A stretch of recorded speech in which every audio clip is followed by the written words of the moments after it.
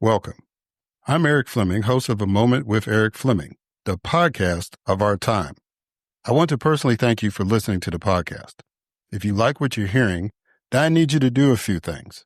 First, I need subscribers. I'm on Patreon at patreon.com/A Moment with Eric Fleming.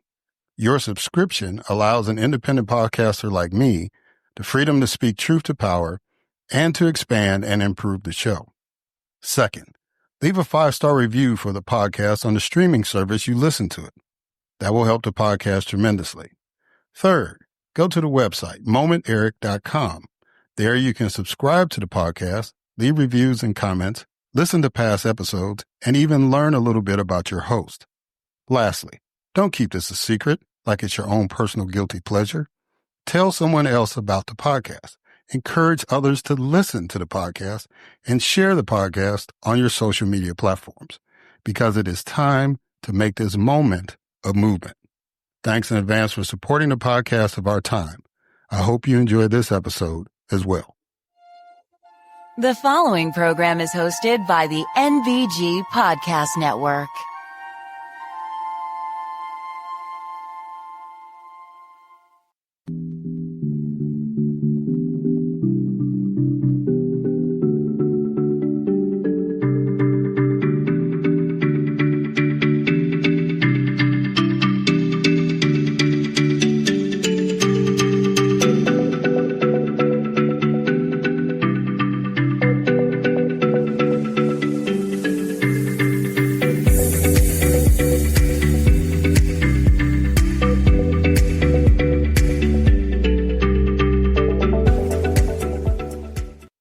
Hello, welcome to another moment with Eric Fleming. I am your host, Eric Fleming.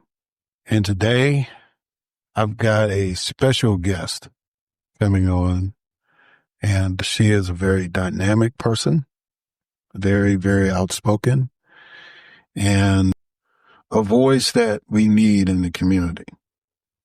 And she's been doing it for a while. She's also very talented as far as media is concerned. She's been a successful producer of documentaries and television specials.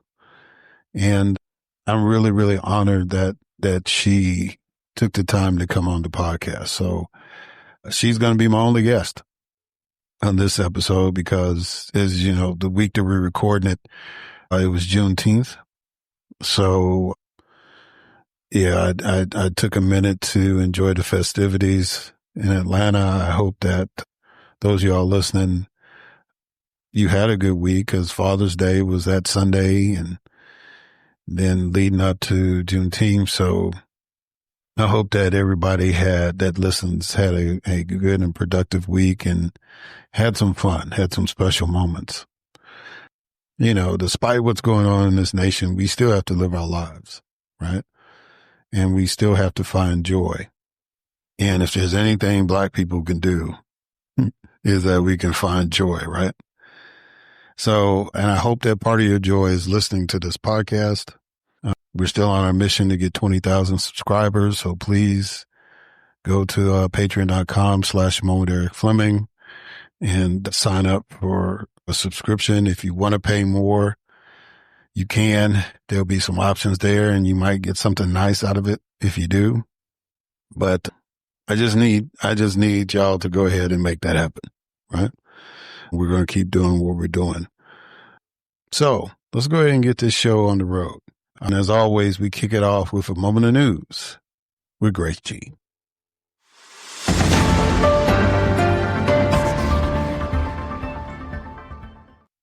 Thanks, Eric.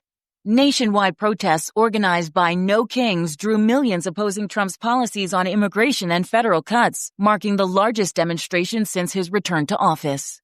President Trump celebrated the U.S. Army's 250th anniversary and his 79th birthday with a military parade in Washington featuring tanks and troops. A gunman posing as an officer killed a Minnesota Democratic lawmaker and her husband, wounded another legislator's family, and eluded authorities for 2 days before being captured. Escalating attacks between Israel and Iran, including strikes on nuclear sites and civilian areas, triggered casualties and fears of a broader conflict. The U.S. Supreme Court upheld Tennessee's ban on gender-affirming care for transgender minors in a 6-3 ruling. The Trump administration temporarily paused immigration raids targeting industries reliant on migrant labor, but reversed the decision to maintain its daily arrest quota. The U.S. Senate Republicans proposed amendments to Trump's tax bill, including making some business tax breaks permanent and capping state and local tax deductions, leading to criticism from House Republicans. Los Angeles Mayor Karen Bass lifted a downtown curfew that was enacted after protests related to raids on undocumented migrants began. The Senate confirmed Olivia Trusty as an FCC commissioner following the resignation of 2 members, with her term lasting until June 30th. A federal judge blocked the Trump administration from denying passports to transgender and non-binary Americans. New York City Comptroller Brad Lander was detained but later released after being arrested at an immigration court. McDonald's settled a $10 billion lawsuit with Byron Allen's companies over claims of racial stereotyping in ad spending, agreeing to buy more ads on Black-owned media in the future. And a baby born prematurely to Adriana Smith, a brain-dead woman in Georgia, was delivered via emergency C-section and is currently in the neonatal ICU. I am Grace G., and this has been A Moment of News.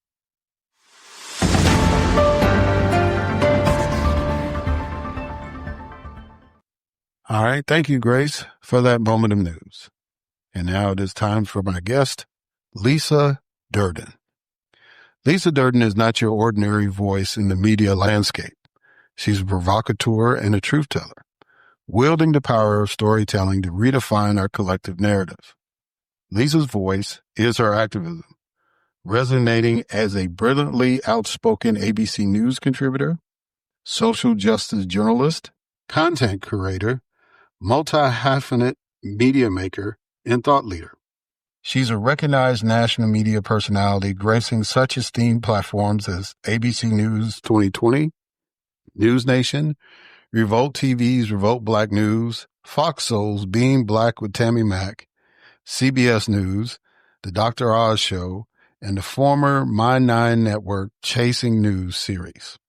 Ms. Durden frequently serves as a panelist for the African American Leadership Forum, among others. Her portfolio is as diverse as the community she represents by producing award-winning films and critically acclaimed unscripted series that delve into issues of significance to the Black community, including ABC 2020's 2-hour documentary special Diary of a Killer, Hulu series The Conversations Project, A&E Network series Neighborhood Wars 2, The Griots HBCU First Look Let's Talk series, Girls Matter documentary, PBS Paris Blues and Harlem film, Verizon PSA Conversations with Mom, and the Star-Studded Revolution Awards, to name a few. In September 2024, she launched the limited series Vice President Kamala Harris, She Ready the podcast, where she served as host and executive producer. Lisa's work has garnered widespread recognition, including being featured in the 2024 Rolling Out Presents Entertainment Innovators Shaping Visual Storytelling and Cultural Narrative series, named Swag Her Magazine's Wednesday Wonder Woman, and Glambitious Magazine's Making Black History Month highlight in 2021. In 2015, Rolling Out magazine featured her as a Black intellectual for her trailblazing work in news and media. Her numerous accolades include the Community Service Award for Women in Media Network, Newark, the Vanguard Award for Excellence in Communications from Seton Hall University, and the Phenomenal Businesswoman Award alongside Newark Mayor Ras J. Baraka. She has also received the Outstanding Journalism and Community Service Award from Project Redirect, the Woman on Fire Award from the Newark Circle of Sisters, and the Leadership and Communication Award from Progressive Achievers, among many others. In 2021, Lisa earned her Master of Fine Arts in Social Documentary Film from New York School of Visual Arts, further solidifying her role as a mentor and leader in the industry. Unapologetically single and child-free, because she wants to be, Lisa proudly embraces her journey. Ladies and gentlemen, it is my distinct honor and privilege to have as a guest on this podcast, Lisa Durden.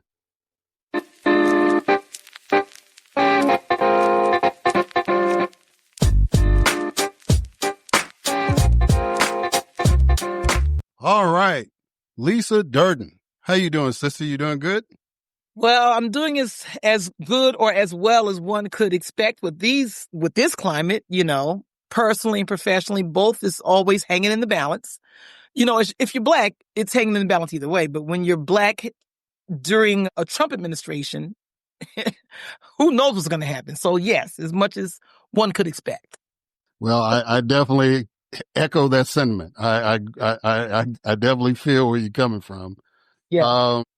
Well, I'm really honored to have you on. You have been somebody I've watched on occasion, and it's like, it's always good to have people that are willing to go on different shows. I don't really watch Fox News much, but the few times that I have watched Fox News, I have seen you on there. Mm-hmm. And yeah. Well, it's interesting that you say you watch Fox News because I don't watch Fox News. Since I'm a social justice journalist and a news professional or a media professional, I get asked to go on lots of platforms. So if I was never on that platform, I would not have known those shows existed because I don't watch Fox News for anything. So it's interesting that you said you watch Fox News. So I'm going to be interested to see this conversation because nobody I know who's black watches Fox News. Yeah, well, nobody I know who's black. I understand. Well, I don't watch it like as a fan. Every now and then I'll pull in the person I would watch the most on there would be Harris Faulkner because he's black. Other than that, I don't really watch it. I pretty much stay out of the ecosystem, but every now and then I might turn it on to kind of see what spin they're putting on a particular issue. Yep. Yeah. I'm just saying, yeah. But yeah. And I go on other platforms too, but yes, that's always the most infamous one. Yes. Yes, ma'am. All right. So icebreakers. I usually start off with a couple of icebreakers. So the first icebreaker is a quote. Okay. Free speech doesn't matter if you're a professor. Make people mad and you're in trouble. What does that quote mean to you? Well, I think at this point, it means the same I don't think the free speech thing has anything to do with being a professor because as we see, before the phrase cancel culture became a phrase, I've experienced it myself, but now we have been coining the phrase in recent years. So I think free speech is supposed to be free, but they charge you for it, whether you're a professor or not. So I believe in free speech, even when I don't agree with the speech. But unfortunately, people like to deal with things when it's convenient. So either we have free speech or we don't. There's an old song that I grew up listening to. My parents played all the time. And the title of the song was, Is You Is or Is You Ain't My Baby. So either you are or you're not. So I stand by that. And listen, I'm a tough cookie. I don't have a problem with the fact that you don't agree with me, or if you don't, even on my own social media platforms. When I post things on my platforms, I do a kitschy thing as a way to invite folks to come in and feel comfortable having discourse. So every time I post something, I end with something that I say, OMG, is it only me? Now that I have been saying that thing for years, people know that I mean, do you agree or disagree? People come on there, they battle me, and some agree. And the ones who battle, I don't get mad if it gets tied and you can't curse me out and call me names, but people get sarcastic and tell me off. I tell them back off. I feel like if you invite people to something, then don't get mad when they don't agree. So social media is social. Or if you're putting comments out there in any way, not just social media, it's social. So I don't cancel people on my page. You can go on my page and see all kinds of stuff. People go, oh, you always say it. They say, and some people go, I like it, Lisa. Yeah. So, I'm not the kind of person that kind of stands by something, but yet, then you start to smell a little hypocrisy, right? I don't like that aroma. So I believe in free speech for anybody. You shouldn't charge for it. I shouldn't get an invoice after I use it. It's a problem. Yeah, and it's funny. I'm glad you brought up your hashtag, because I was thinking about using that as a quote, and I said, no, that might be too corny. Let me do a little more research and pull something out. Yes. All right. So now this is the other one, which I call 20 questions. So give me a number between 1 and 20.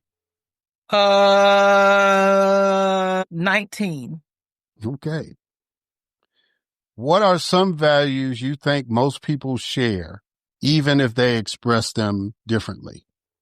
I think most people share the values of respect, be kind.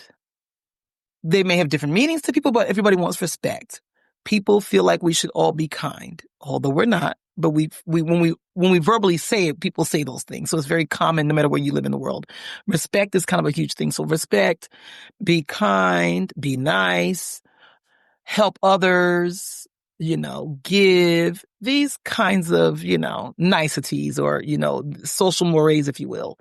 Now, I don't know the definition from person to person, but I don't see a whole lot of it on some people. But if you ask somebody, we would all say the same thing, whether you're in Japan, whether you're in America, whether you're in Africa, whether you're in Asia, whether you're in the North or the South or Newark or New York, ask a 5-year-old, or you can ask a 45-year-old or somebody 80. They would say the same thing.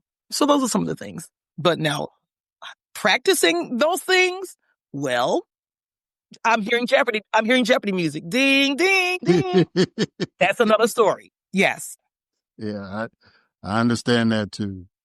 All right. So recently, Newark was one of the cities that hosted the State of the People Power Tour. Yes.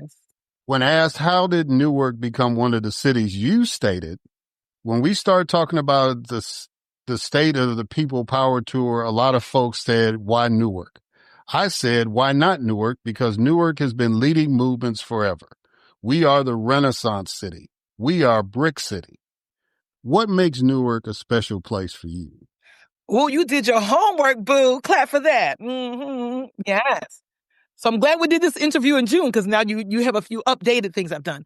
Yes, I said that because I was one of the people that was a part of the development team for State of the People Power Tour. I was on the comms team and I was on the production team for panels. I was one of the moderators of a panel called Art is Activism.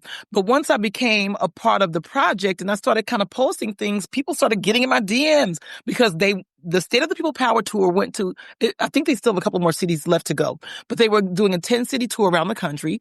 The main headliners, or the people who kind of put this together, Angela Rye, Tamika Mallory, and the usual suspects in the Black Power world. So they couldn't go everywhere. They it's a new initiative. It's a movement, but it's new. They don't have enough money to go everywhere. So they had to be selective in terms of how many cities and where. So when they decided, okay, where are we going to go on this side of the country? Are we going to go to New York or Philadelphia? They came to Newark, New Jersey, baby.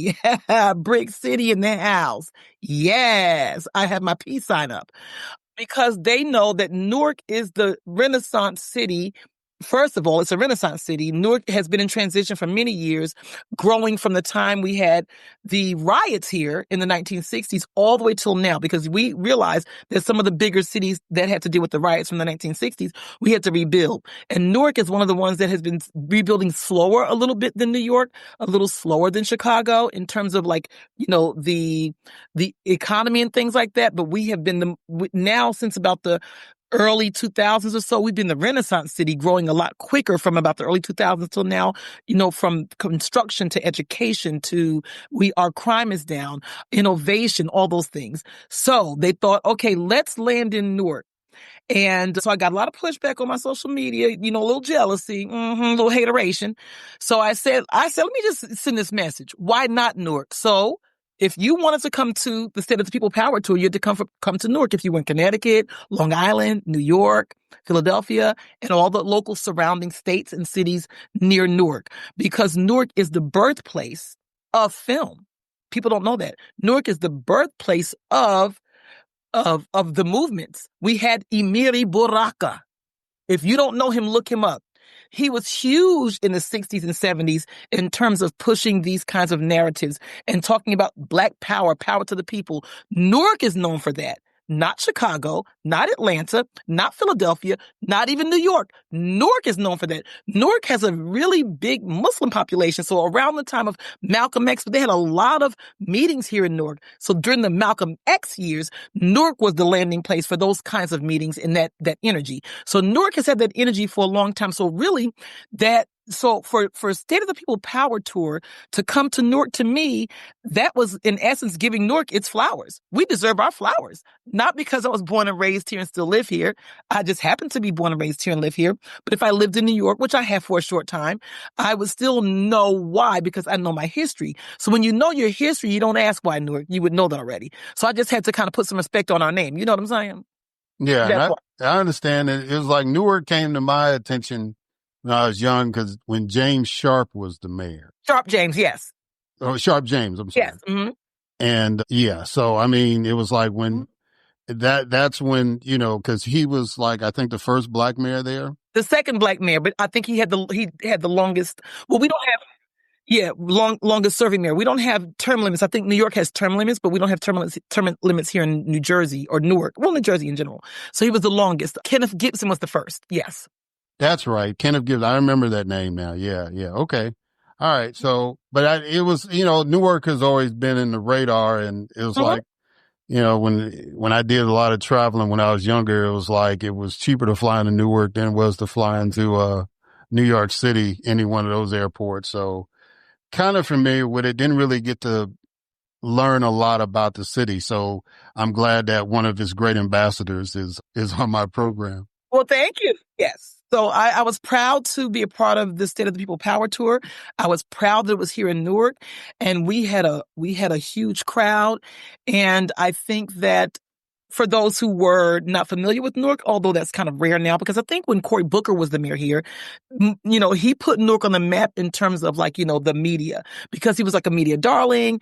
We had a documentary that I was a producer on called Brick City, the docuseries, and he was one of the main characters.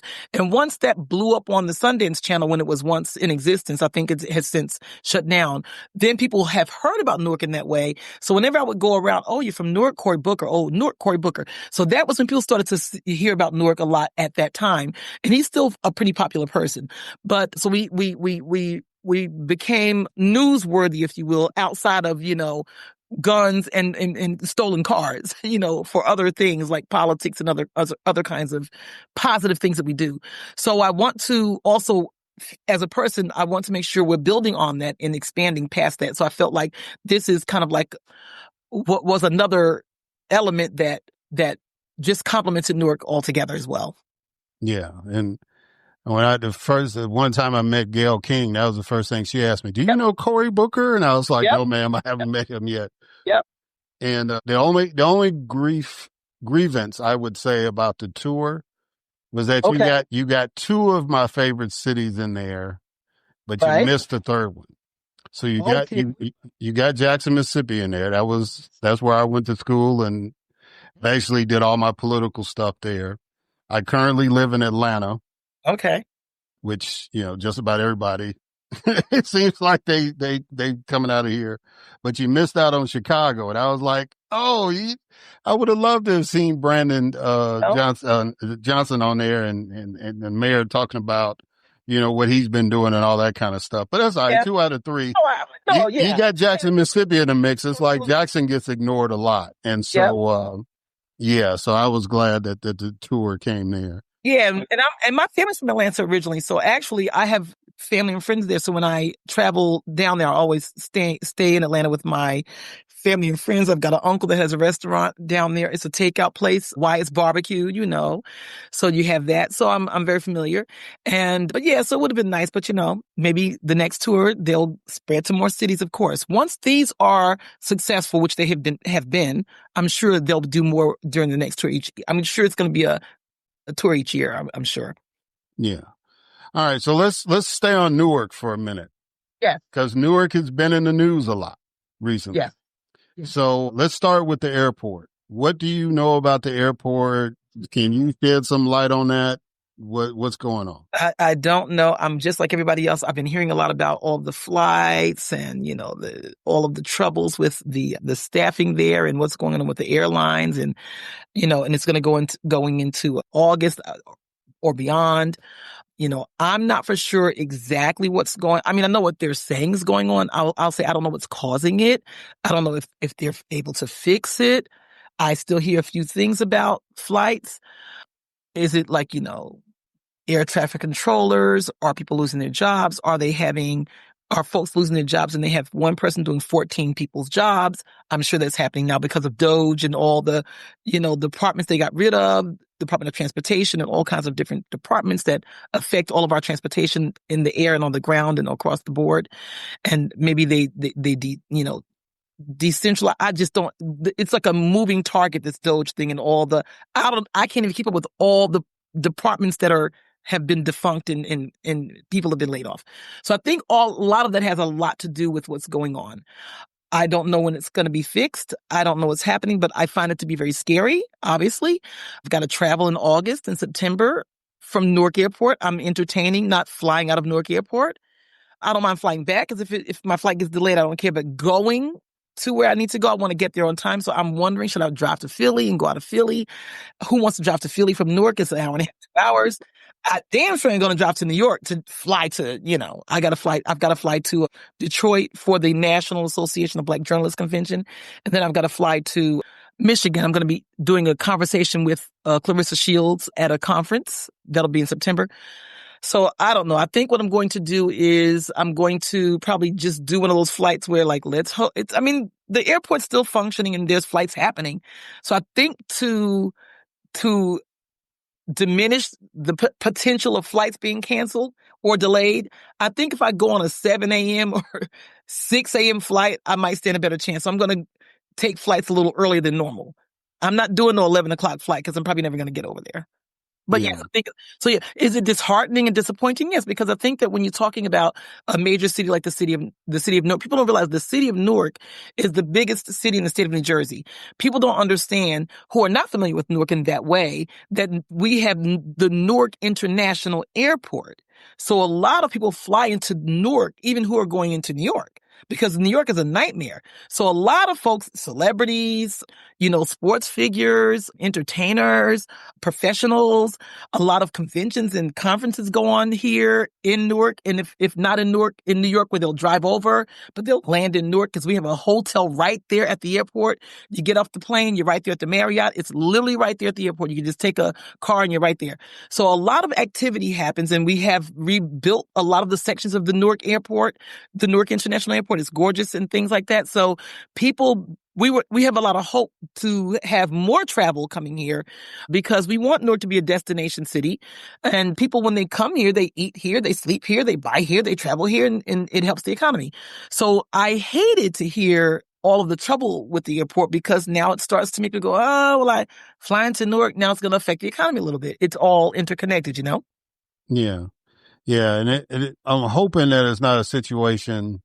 I don't think it will be, because there was, in Jackson and in Charlotte, there's been a situation where the state's been trying to take over control of the airports. Oh, really? And that's been a black-white thing.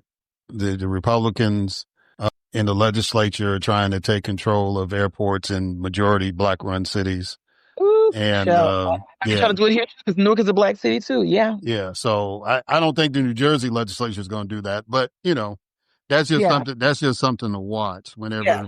Because Jersey, luckily, for what it's worth, Jersey, most of Jersey is, for the most part, not most, a large portion of Jersey is Democratic. But yes, we have a large portion of, obviously, Republican cities in New Jersey too. But Newark, being the biggest city in the state of New Jersey, is mostly Democratic. So that's a nice lion's share of the Democratic population. Yeah.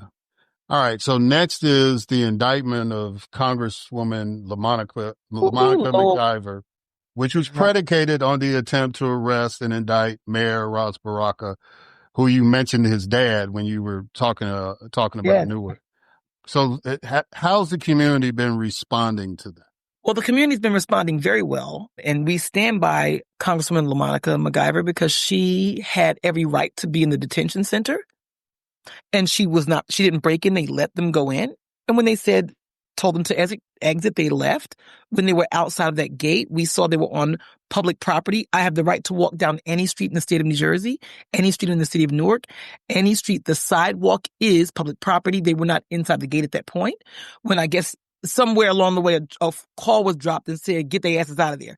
I don't know, because all of the ICE workers were fine. Initially, they opened the doors and let them in. So maybe when the news jumped into it saying, oh, they're in there, maybe they got the bat phone and said, you let them in there, and they might have said, get them the hell out of there. That's all, remained to be seen as to why they invited them in, then invited them out.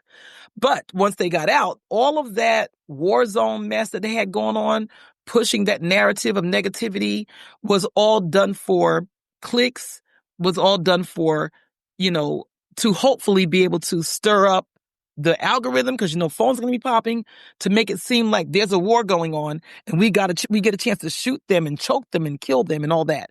So luckily that didn't happen.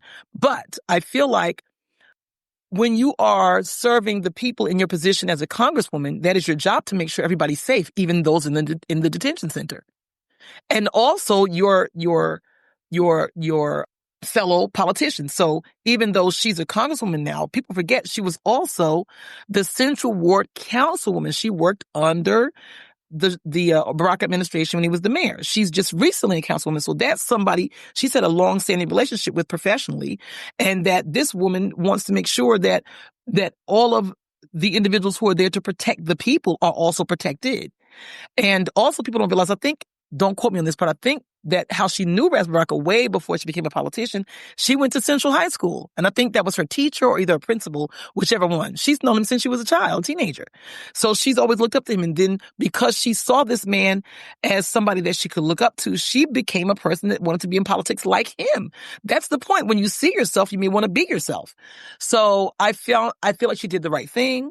And I feel like they're trying to, weaponize what she did and want to make an example of her and show her and those kind of things. And I hate to jump in and say black woman, but you see how they dropped the charges against Ras Baraka, as they should? They're not going to drop the charges against her. She's a black woman. How dare you, black woman? How dare you, black man? But how double dare you, black woman? We're not letting you go. We want to make sure you don't even think about that again. If you even entertain the fact that you can be a man, man, who you think you are, man? Because even a black man has black male privilege up against his black female counterpart, not up against his white male counterpart. So male privilege he still gets a percentage of that. It's like what happened to, what's her name when she got found out she was insider trading, and Martha Stewart. Men had been being busted for insider trading for years, Microsoft, Enron, all kinds of people. But how dare a woman, although she's white, it's still a woman up against her white male counterpart. They wanted to make an example of her. I think it was only $50,000 that she decided to pull out, whatever, and they put her ass in jail. They wanted to make her know, don't you, all women watching, don't let this be you. So that's what they're doing with LaMonica. They're making an example of her. And secondly, my sister's very politically astute, sort of smart, but not astute as astute as my sister. She loves politics.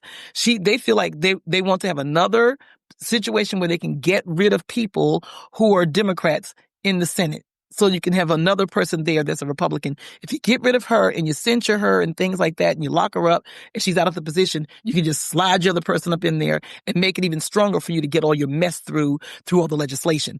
So they're like, this is an easy way to get some more MAGA monsters in there. So I think all of those things are at play, but I hope that she doesn't get convicted. And I feel like if she does get convicted, I hope they don't give her jail time, because if they give her jail time, it's going to be a problem. I think there's going to be some marching. Yeah, I think you're on the right track as far as getting her out, but I don't think it's whoever replaces her is going to be a Democrat in that district. But okay. The deal is, they're trying to get, like you said, some legislation passed. So if there's one less Democrat on the floor when they're trying to push something through, because they've been very fortunate, the bill that they keep pushing, the appropriations bill they're pushing, they were able to push it because we had several Democrats die. And so their margin of that they needed to get passed was lower.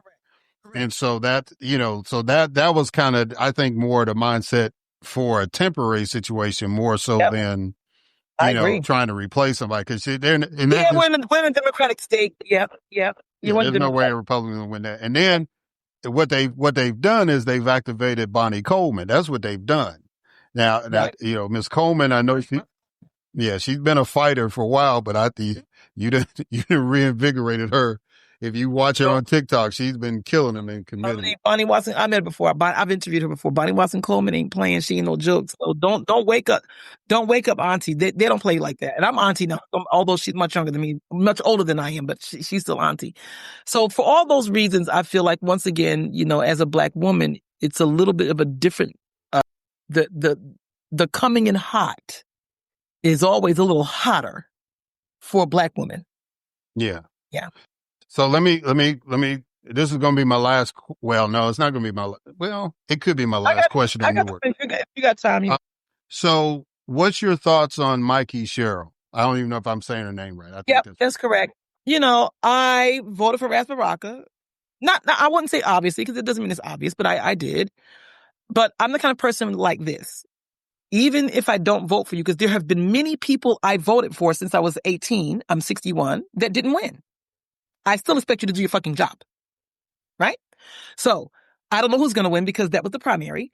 And so Mikey Sherrill won the Democratic nomination. So she's going to run against the Republican. I don't know who's going to win. I don't know much about her.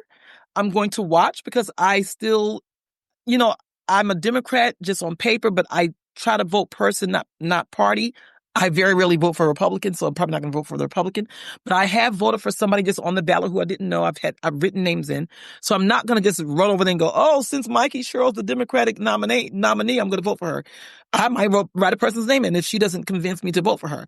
Or I might vote for somebody that's a random, independent there if she doesn't convince me. So right now, she's, from what I've been seeing on her promos and things like that, it seems like she's, interested in doing the right thing, but I haven't seen any real debates or anything, so I don't know what's going to happen. I'll be watching. If she is a person that I feel appears to be about her business and about the people, I'll vote for her. Yeah. Yeah. Well, she's running against Citarelli again. So, I mean, Citarelli's running again. Let me put it that way. So he was the Trump guy that they put up last time. Mm-hmm. So that leads me to the follow-up is, why didn't you run? You ran for lieutenant governor before. Why didn't you run for governor this go-round? Well, here's the thing. I was not interested in ever running for politics, for political position. I was approached by the person running for governor because I had been popular because of what happened with the whole Fox News thing. And all the media was covering why I got fired from Essex County College after the Fox News thing. And I told Tucker Carlson off. Now I was ahead of the curve. They see he got fired. So they see what happened many years later. He was a jerk. But nevertheless, so they thought this is the right person to, put on my ticket. So I said, okay, give it a try. Because I do believe in doing something. So that particular thing, I said, okay, I'll do the something because I was approached by that particular something. What was disgusting to me is people complain, the faction of folks who complain about, the Democrats and Republicans, they're all the same. Nobody cares about us and we need another party. There are other parties. I ran on the Green Party ticket. There have always been other parties. There's still other parties now, right? Not just Green Party, the Working Families Party, there's other parties. So I thought, well, all the millions of folks who complain they'll vote for us, they did not. So I learned that people are sheep. They're sheep. Because no matter how many times you see a commercial on television about the two leading parties, no matter how many mailings you get in door knockers and people come to your door, coffee clutches and all of that, if you really were sick of it, no one can make you go in that booth. And we used to push the button, then that we just bubble in a name you don't want to. You have the power. So all you had to do was bubble it at the time, just push the button for our team. Seth Copperdale and Lisa Durden. So people they talk more than they do. That was the sad part. So people really don't want other parties because they're there. They don't vote for them. People don't understand that they can just simply bullet vote. I bullet vote. I don't do line A all the way, although they took out lines recently. But, why are you doing line A all the way? Or any line? Why don't you just go and pick the person you want and then pick around the way you want? So people don't bullet vote. They like lines. People want turkeys and toys and they vote for them. They got if the pastor said vote for them, Pastor Jones said do it, you gonna do it. Amen, amen, amen. So it's just people are, and I don't want to say they're not astute. People say, no, they're not dumb. They don't need any more education. They know that they can vote for the person. People can read the basic names. They just don't want, they start thinking, well, nobody's going to vote for them, so they're not going to win. But you just said, by saying that, that just means you're not going to vote for them. If everybody who said, well, nobody's going to vote for them, voted for them, they win. Because people forgot. There was a time where nobody voted for black people. When we started to be in politics, we lost the races. We lost because the world was very racist. But if we didn't keep voting for the black person, we wouldn't have had the first black mayor, the first black whatever. It took time. So if you don't want the so-called usual suspects, then voting for the Lisa Durdens, I may not win the first time, but we got 9,000 votes in the state of New Jersey. And we have 300,000 people just in the city of Newark alone? Really, y'all? Bye. So I'm not running again. People ain't ready. They're not ready for this jelly. Ain't nobody ready for this jelly. Well, speaking about jelly, because I want to come back to the party point. Cory Booker and the 25-hour filibuster. How did you feel about that? I know that's your homeboy and all that stuff. How did you feel about it? I don't have a problem with it. However, I felt to some degree it was performative. If you were trying to pass something or block something, then okay, what was he trying to block? Specifically, what was he trying to pass? Okay.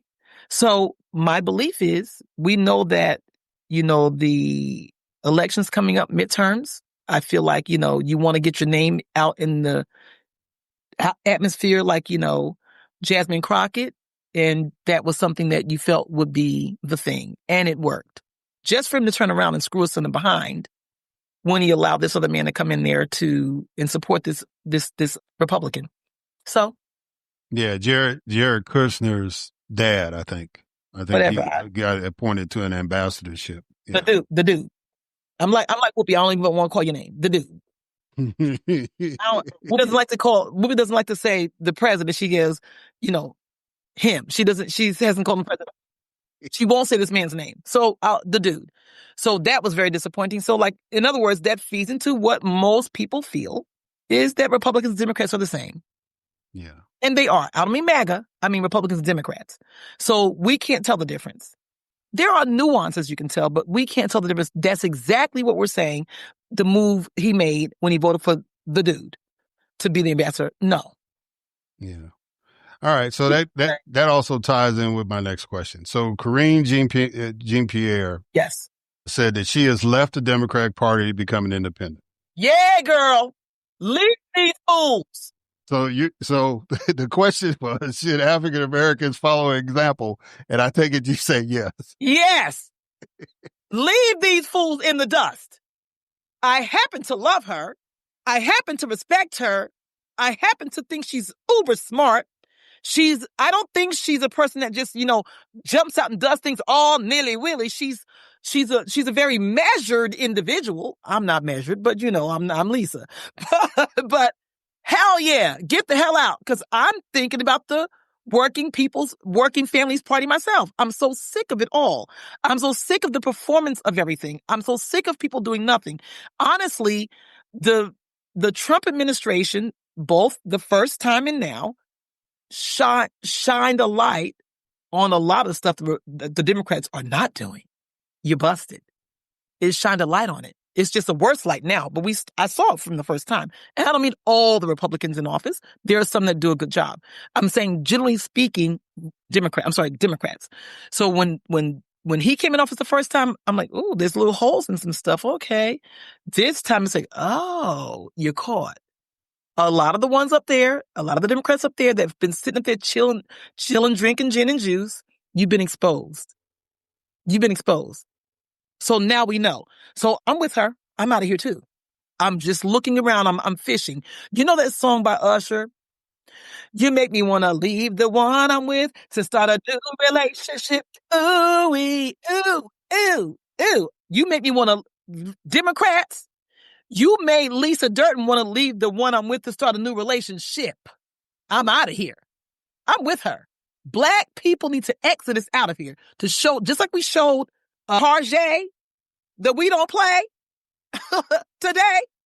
We need to show the Democrats that you need to earn our vote. And whenever blacks say that they feel like they want to, Charlemagne said it, although I don't love everything about Charlemagne, but Charlemagne said it, Amanda Seales said it, make them, when you give your vote, you make them earn it. And they accuse them of trying to throw the election. You can't ever be a person that can question a Democrat or make them stand up to what they're saying, or you can't ever challenge them, or all of a sudden you're a Trumper. No, I'm not buying that narrative. Work. Your asses gotta work. You gotta work. Yeah. And they can't say that about you because you had a podcast all about Vice President Harris during the election. So Vice President Kamala Harris, she ready to podcast. Oh, by the way, a newsflash, I was nominated for a New York Association of Black Journalists award that just went off yesterday. I was one of the nominees for the podcast. I didn't win, but I was in good company. Clap for that. It was nominated for a podcast award. Ooh, yes. Yeah. Well, I'm not surprised that you were nominated for an award. But congratulations on the nomination. So on Instagram, you said DNC Vice Chair David Hogg ain't playing. He finna invest millions of dollars to launch efforts to primary out-of-touch, dusty Democrats. I absolutely love this. Why do you love it? For the same reason why I love some people, people try to get out. Yeah, listen. People should not feel like they are in their job. You're in our job. So when he said, because he got sick of people, I'm guessing, I don't know the man, but people got, when Kamala Harris didn't win and, the Joe Biden mess and they said, get out of there. And then Trump won again. And then all the Democrats saying, oh, we can't do nothing. Some of them that did that. I guess he was just sitting back getting disgusted and he just came out with this. It's called do something. So when somebody challenged me to do something, I ran for office. I made a podcast. His do something is I'm going to primary your asses. So now understand you got to earn your job. So I'm watching some of the people that he stands by too. Who is he going to be primarying? Who is he going to put up there to run? Who is he into? And I'm going to vote for them. If he says they're good, I'm voting for them. Yep. I don't care about the legacy person who's been there. I don't care if you've been there for 25 years. If he says vote for this person, I'm voting for them. Yep. Because you've shown me what you're not doing. So I was glad because it's shaking things up. You should not assume you're going to be in that seat. You should not assume that you deserve the job. You should not assume that people shouldn't run against you. Get it on the next time. Kiss the ring. All that insanity. We ain't doing none of that. This is 2025. We are done. You're done. I love him. Oh, I didn't even know who the guy was. I'm like, who's this? What? I did my little TikTok. I love it. Yeah. I met him at the convention. I'm trying to get him on the podcast. So hopefully I can get him on. But I made a decision like that too. I grew up in Chicago. Yeah. And, I tell people all the time, Chicago politics is so organized. It was like my precinct captain was also my little league coach, right? So it's like, when I got to Jackson, I initially thought about going back to help Roland Burris when he ran for governor, but it didn't work out. And I'm kind of glad because I stayed in Jackson. Had I gone to Chicago, it would, my contemporaries, they ended up getting elected in Chicago. It was like years. I had been, involved in politics and all that stuff and got elected before any of them got elected, staying in Mississippi. And it was just like in Chicago, just like you wait your turn and all that kind of stuff. Exactly. And so I definitely understand where David's coming from. I don't condemn him for it. And I'm glad that he decided instead of staying in the leadership of the party, that he just follows his heart and is like, this is what I'm going to do to contribute instead of being restricted of what I can do. This is what I think needs to happen. Well, he's not only not staying in the leadership of the party, but he is a leader in the party. See, that's the thing. Leadership based on who? What? Leadership is whoever's leading. I ain't got to lick you behind. Who? So he's a leader in the party and decided to show you, wait, hold on. Let me lead this. And boom. Yeah. Yeah. So I admire him for taking that stand. And anybody that can shut James Carville up, I'm down with that too. But that's a whole nother show. Got a couple more questions I want to ask you. All right. So it is estimated that 5 million people participated in the No Kings nationwide protest. And it was noted that Black participation was sparse in the majority of them. Should we continue the strategy of keeping a low profile and protesting President Trump and his actions? I'm thinking a little bit differently now than I was back in January. So I'm still of the mind, if you feel like minding your Black business, you mind your Black business.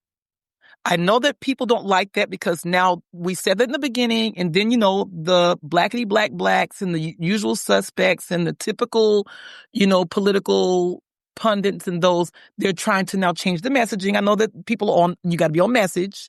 So now they're trying to make us think differently. Well, y'all, their issues are our issues. I get all of that because I do agree that if something's happening to one of us, it's going to eventually happen to all of us. So I totally agree with that 100%.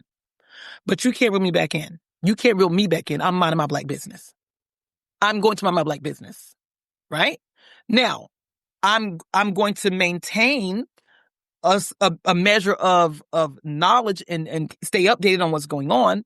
I'm not going to do anything to harm others, but I'm going to mind my Black business because I'm exhausted. There is a thing called exhaustion.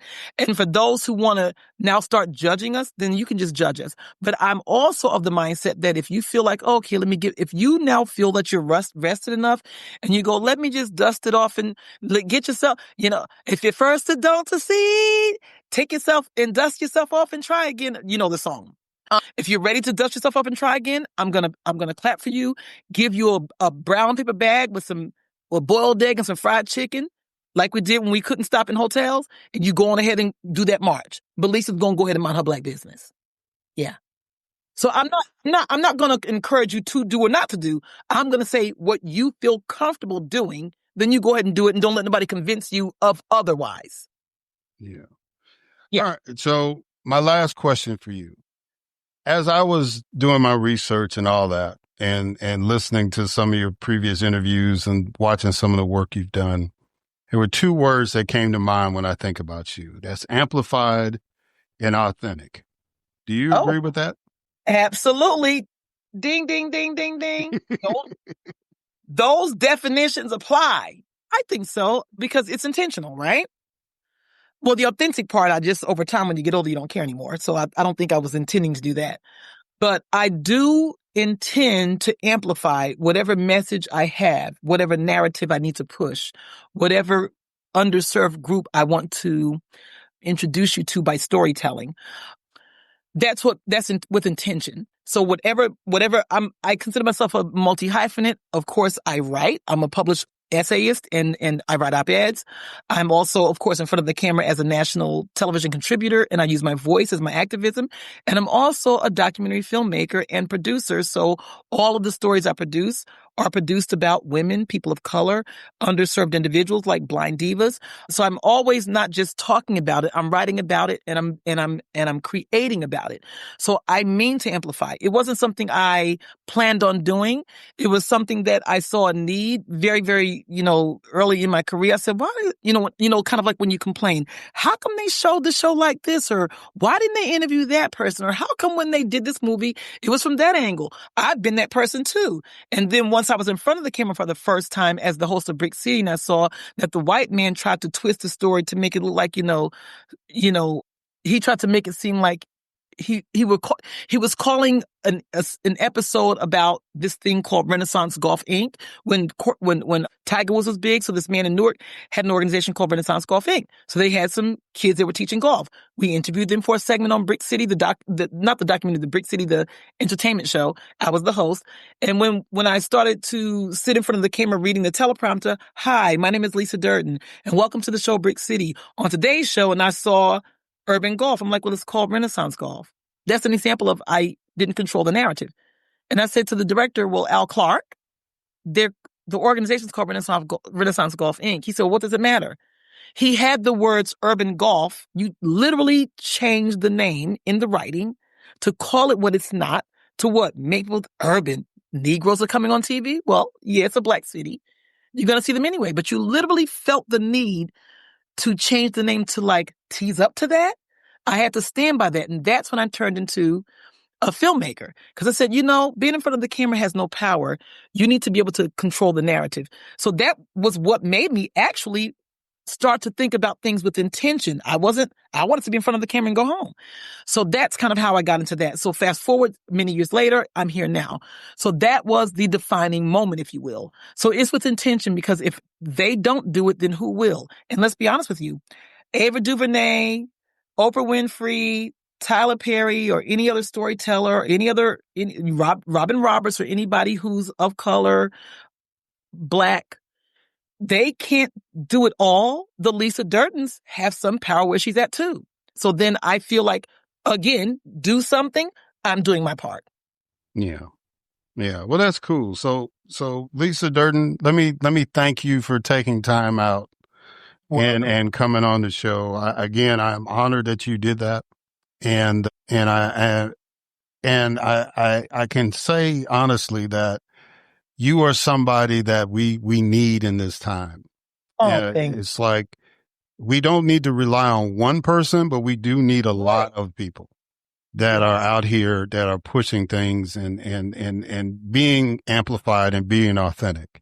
So I want to thank you for being true to yourself. Now, if people want to get in touch with you, if people want to follow stuff that you do and all that, how can they do that? Well, as you know, I'm on social media and I read all my DMs because you hit me up on social media. I read all of my messenger. Read the messenger. I read my LinkedIn. I'm on Facebook. I'm on LinkedIn. I'm on Twitter. I'm on Instagram. I'm on all the platforms. So if you want to reach me, I'm on all the platforms. Lisa R. Durden. And I think on LinkedIn it's Lisa Durden. So Lisa R. Durden on Twitter, Instagram. I think I have a fan page, Lisa Durden fan page on Facebook. If you're old and you're still on Facebook, blah, blah, blah. So I'm reachable. Not a problem. All right. Well, Lisa, thank you so much, sister, for coming on. Love this. I loved it. Thank you. Thank you for reaching out to me. I was like, oh, yes, I'll do the show. Absolutely. All right. It was so good. Yes, ma'am. All right, guys. And we're going to catch y'all on the other side.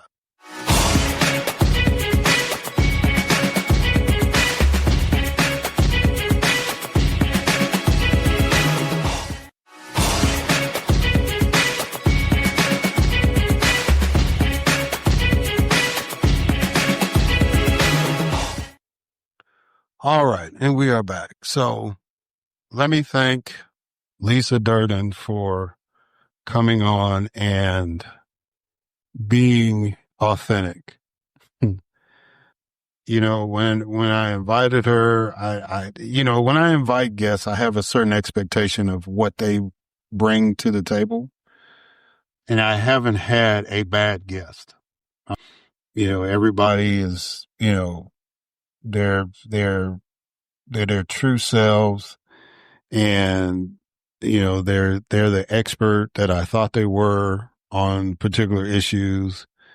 And there's been a couple of guests that I've had meetings prior to kind of get a feel for what's going on, but for the most part, it's like I offer the invite and they come on and they don't disappoint. And Lisa, you did not disappoint. It was an honor to have you on, and thank you for just being your true self. And, it got me thinking about where we are as a people when it comes to this political discourse, right? And you've heard me say it on this show several times, and if people that know me, when we've had these discussions, I'm 60 years old. And basically that's how long Black people all over the country, not just in certain parts, but all over the country, have been able to vote. And we're just now getting to the point of political sophistication where, we're having dynasties, right? We're having offspring of elected officials running and seeking public office, and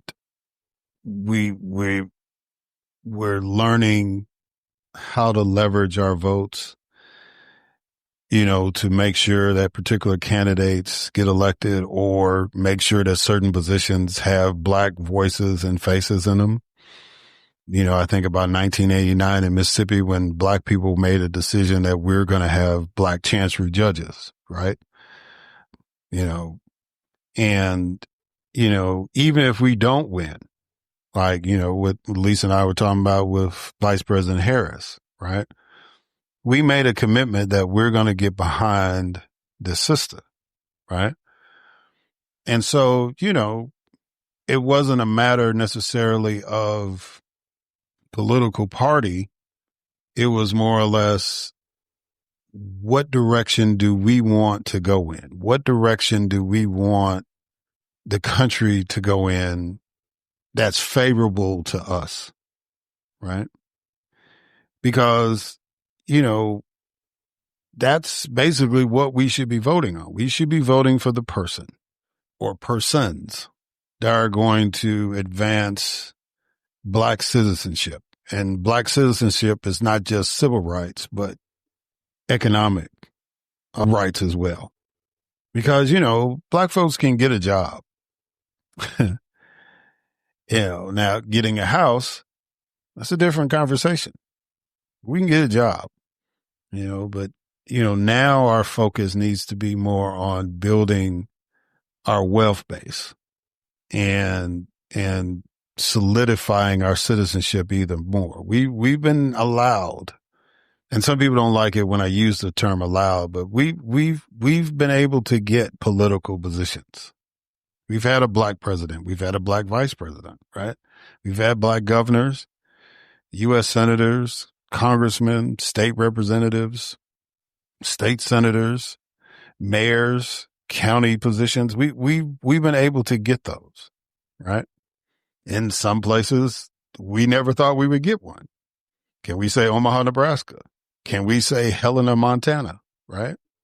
But there's, once you get into the political realm, then you realize there's a whole nother universe called economics, called wealth, that we need to fortify and build. We need to make sure that, our numbers are better than for every $100 a white person has, a Black person only has $5. We've got to do better than that. In the richest country in the world, we've got to do better than that. Or the wealthiest country, however you want to say it, right? We've got to do better. And so, but there's still some things that we have to still address. We still have to address racism. We still have to address violence, perpetuated amongst ourselves as well as perpetuated on us, right? And there's still some other issues that other communities are dealing with, that we deal with too. And we have to have a mindset that the only way that we can have true justice in America, the only way we can have true prosperity in America is that everybody has a piece of the pie, that everybody is sitting at the adult table, right? So, most of the people that I have on address some aspect of that. And, they're all interconnected. So if we're still having problems in this area, that's going to stop us from achieving in another area, right? So not everything's going to be perfect, but we've got to continue having an honest discussion about how to be more politically sophisticated, how to be more of a block, not monolithic, but a block where the only thing we should be monolithic about is the advancement of Black people. There will be some folks that will make intelligent arguments to say, look, we might need to look at the Republican Party. There are others that'll make intelligent arguments and say we need to stay with the Democratic Party and get something out of this investment we've had for all these years. And there's others that say, you know what, we might need to create or get involved with another party, right, to build that block. Whatever we decide to do, we just need to continue to have more political efficacy in order to achieve that. We need to have more candidates that are politically available. That was a term I was trying to remember a few episodes ago, that are appealing, not just to us, but to the masses of folks so that they can get elected in positions to help us, right? It's one thing for Black folks to run in districts that are majority Black. It's another one to It's another thing to get black folks elected to positions in areas that are not majority black, right? And there are some individuals that have managed to do it, but we got to get more strategic with it, right? So, over the holidays, and I did Father's Day and Juneteenth, and, we got 4th of July coming up, and we had Flag Day and all this stuff. So, you get to thinking about all these things. And as I'm talking to people, it's more than just the subject matter we talk about. It's like, on the air, it's like some of the conversations we have off the air is just like, just stirring up stuff. And that's, and I've been trying to promote this American leadership model, right? A person that really gives a damn about what's going on as opposed to how many clicks they get on social media or how many news interviews they do, right? Somebody that's actually using the position with the power that's given to them to make a positive impact and addressing the issues that need to be addressed as opposed to what'll be popular at Starbucks or the neighborhood diner, right? So anyway, I just wanted to say that, but I do want to say one other thing before I get out of here. And I've addressed this before, but it seems like folks are not getting the memo, so I'll address it again. When people run for office, they're running to serve their community. We may not agree on everything that person stands for, right? Again, we have to vote for the person that's in our best interest when I'm talking about black folks and the best interest of the nation. And usually those two things go hand in hand. And I'm just speaking on behalf of black folks. I can't speak on Latino or Asian, Pacific Islander viewpoints. But from a black perspective, most of the stuff that we push for, has a common thread with advancing the nation. And the history of this nation shows that our rise and our struggles are intertwined, right? But people run for these positions for the most part, to do something to serve their community. That doesn't make them a target for violence ever, right? In some states, you can go to jail for assaulting an elected official. That's like a state charge. I think Mississippi is one of those states, right? Mississippi is one of those states where it's like, if a police officer detains you during a legislative session or 15 days before or 15 days after, they have to let you go. Not unless you have committed a major felony. They can't put you in jail. They can't keep you in jail, right? 15 days before the session, 15 days after or during the session, they have to let you go. There was a situation where I was a witness at a trial. And it was like usually witnesses have to stay in the courthouse until they get called, right? So first day I did that. The second day, the judge was like, "Is the representative still there?" He said, "Yes." He said, "You need to let him go. He needs to do his job. The Constitution says he cannot be detained. We'll call him when we need him." I didn't ask for that. The judge said, that law applies. So what I'm saying is there's protections for people. And the need for that is because we know that people ain't quite wrapped too tight. People take things to the extreme. People can't control their emotions.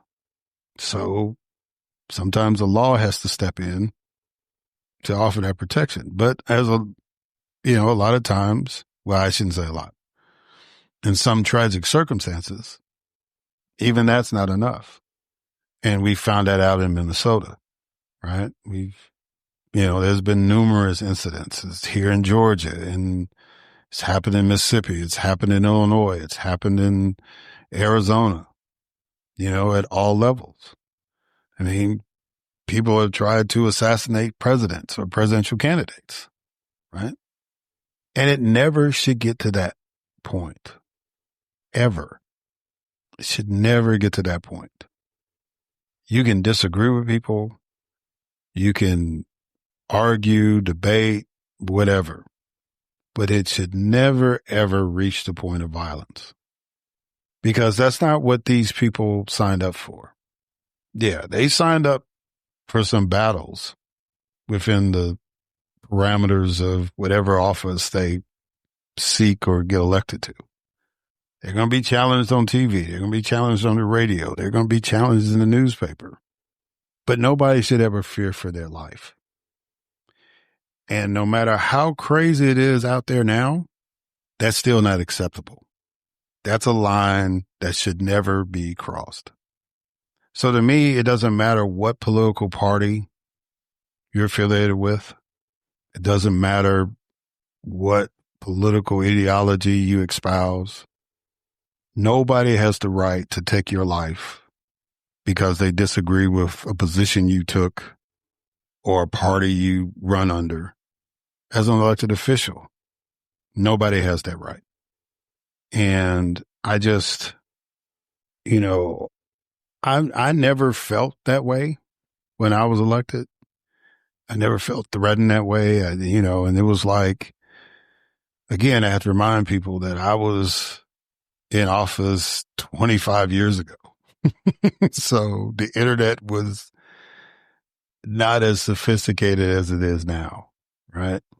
I mean,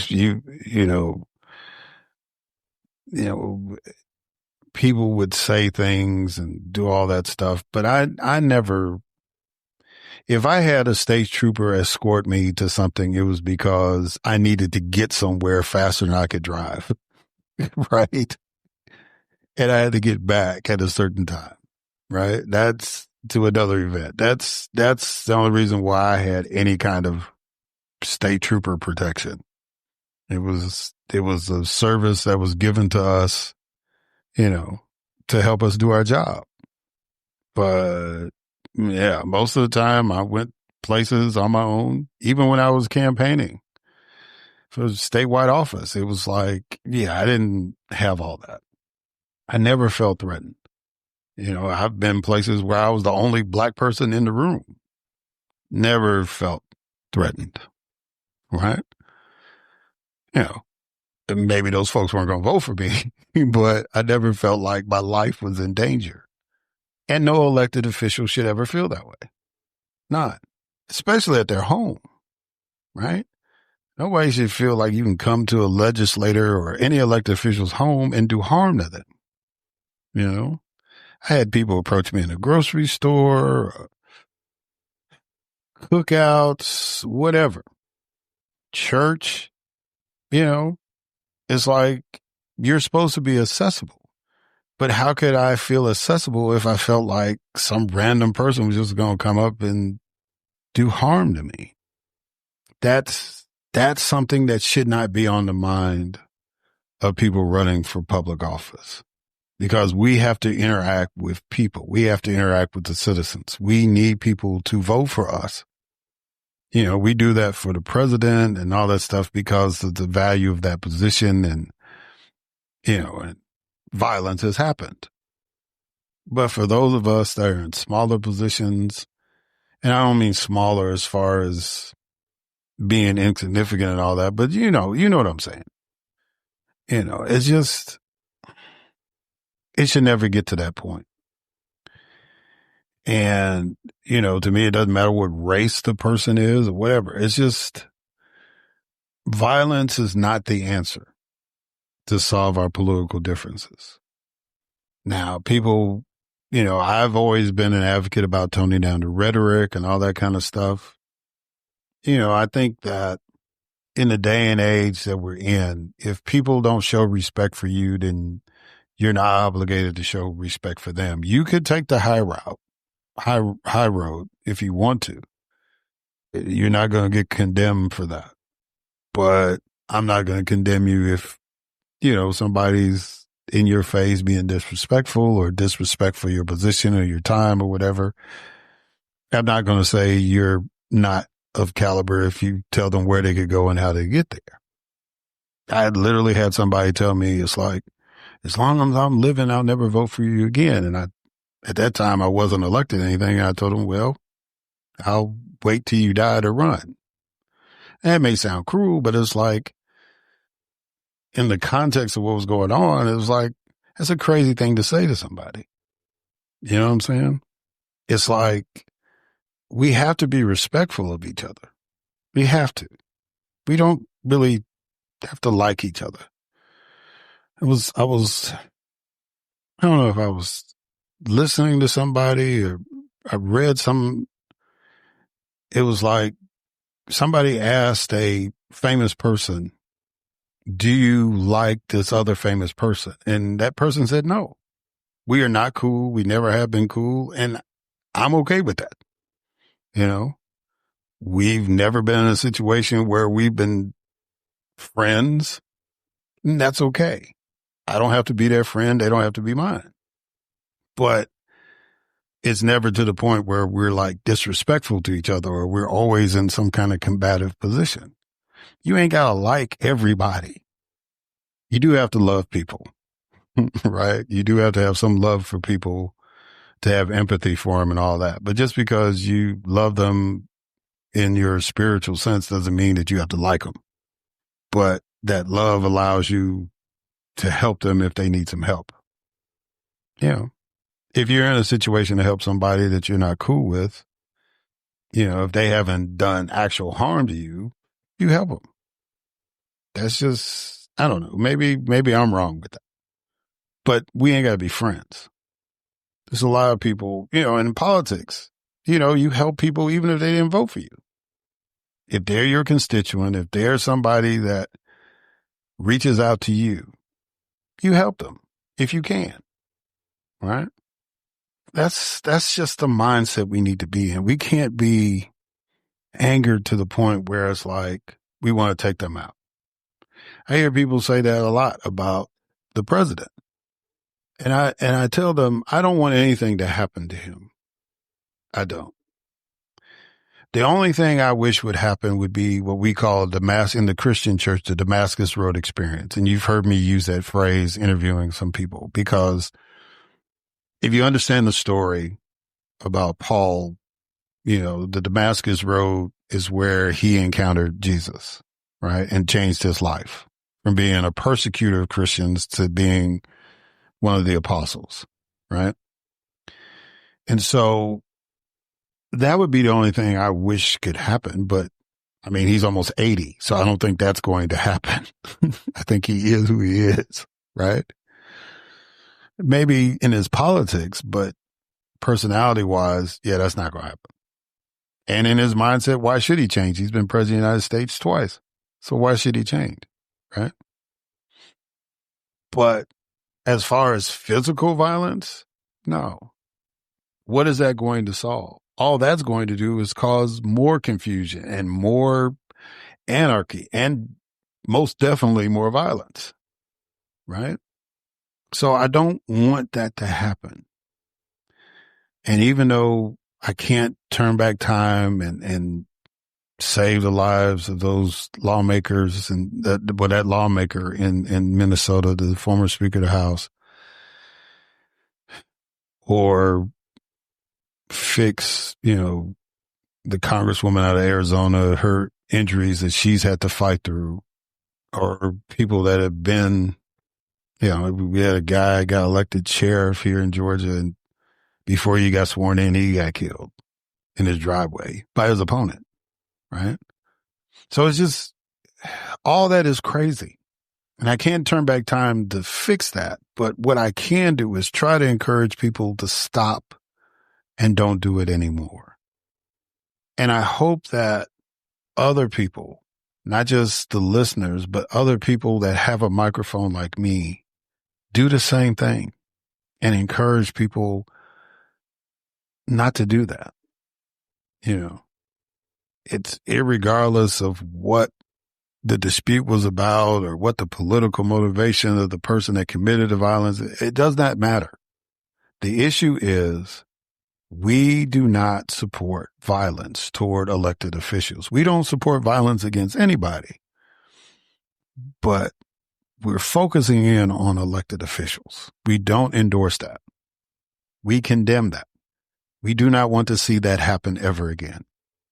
We settle our differences in our respective arenas, whether that's City Hall, County Courthouse, State Capitol, U.S. Capitol. That's where we fight our battles, whether it's on a debate stage or at a county fair. That's where we fight our battles. We don't go to people's houses. We don't use guns. We don't use weapons. We just don't do that. That's not what this is about. Politics is a battle of the mind. It's a battle of the heart. When the pastor used to ask the question, are all hearts and minds clear? Right? Do you have an understanding? So we should have an understanding. All hearts and minds should be clear that violence in a political sense is unacceptable. Nobody that takes an oath to serve office should ever feel threatened by taking that oath. Now, people can have fears about whether they're going to be reelected or not. That's a whole other conversation, right? But nobody should be in jeopardy of losing their life for being an elected official or even aspiring to be an elected official. Because we've had incidences where people have been killed because they were running for something, right? So let's do better. Let's do better. Let's focus in on using the power of the vote, using the power of protest, using the power of activism to make difference. Don't resort to the power of violence. That's not an option. All right, guys. Thank you for listening. Until next time.